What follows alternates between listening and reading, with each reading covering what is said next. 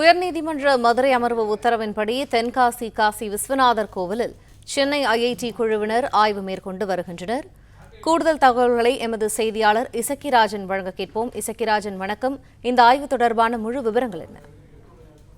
வணக்கம். தென்னிந்தியாவில் மிகவும் பிரசித்தி பெற்ற ஆலயமாக விளங்குவது தென்காசி அருள்மிகு காசி விஸ்வநாதர் ஆலயமாகும். இந்த ஆலயத்தினுடைய மகா கும்பாபிஷேகம் கடந்த 7ஆம் தேதி நடைபெற்றது. இதனிடையே 7ஆம் தேதி நடைபெறும் கும்பாபிஷேகத்திற்கு தடை விதிக்க வேண்டும் என 3ஆம் தேதி நம்பிராஜன் என்பவர் சென்னை உயர்நீதிமன்றத்தில் மதுரை கிளையில் வழக்கு தொடர்ந்தார். அந்த வழக்கின் விசாரணையின் போது 3ஆம் தேதி கும்பாபிஷேகம் நடத்துவதற்கு நீதிபதிகள் தடை விதித்திருந்தனர். இதன் தொடர்ச்சியாக 4ஆம் தேதி மீண்டும் இந்த வழக்கு விசாரணைக்கு வந்த போது நீதிபதிகள் நிஷா போனு ஸ்ரீமதி அமர்வு அனுமதி அளித்து மேலும் சில நிபந்தனைகளை விதித்தது. அதன்படி கும்பாபிஷேகம் நடத்துவதற்கு அனுமதி அளித்து மேலும் ஆலயத்தில் அரைகுறையாக பணிகள் நடந்து வருவதாக கூறப்பட்டதை தொடர்ந்து அங்கு சென்னை ஐஐடி குழுவினர் மற்றும் நீதிபதி அட்வொகேட் ஆனந்தவல்லி தலைமையிலான குழுவினர் ஆய்வு மேற்கொள்ள வேண்டும் என உத்தரவிட்டார். அதன் அடிப்படையில் இன்று நீதிபதி அட்வொகேட் ஆனந்தவல்லி மற்றும் சென்னை ஐஐடி குழு அனுசந்தானம் அருண் மேனன் ஆகியோர் குழுவினர் ஆலயத்தில் ஆய்வுப் பணிகளை மேற்கொண்டு வருகின்றனர். இதன் காரணமாக அங்கு அரைகுறையாக பணிகள் மேற்கொள்ளப்பட்டது தெரிய வந்துள்ளது. தொடர்ந்து அங்கு குழுவினர் அங்கு முகாமிட்டு விசாரணை மேற்கொண்டு வருகின்றனர். ஆய்வுப் பணிகளும் மேற்கொண்டு வருகின்றனர். இந்த சம்பவம் அந்த பகுதியில் பரபரப்பை ஏற்படுத்தியுள்ளது.